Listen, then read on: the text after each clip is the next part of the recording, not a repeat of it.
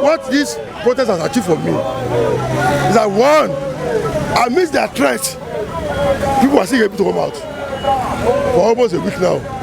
Amidst their threat, and that is the achievement for me. And two, that the president was smoked out to come and address Nigeria is an achievement for me. Because ordinarily the president does not talk.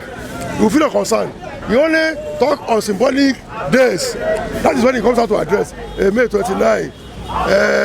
June 12th, that's when he comes out. But that we spoke him out to come out to address us, to me, it's a major achievement. Trying to fund our education. Do they want to turn the children of the poor to a non-entity?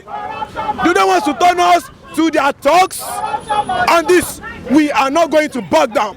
We are going to save our country from the hands of these shenanigans, of these bad leaders. And the time is now.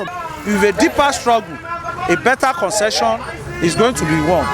We carefully listen to the president, and we also need to note that all of the achievements that the president claimed that he has made in the last 1 year is just a fluke, because he has not translated, none has translated into any improvement in the life of Nigerian working people.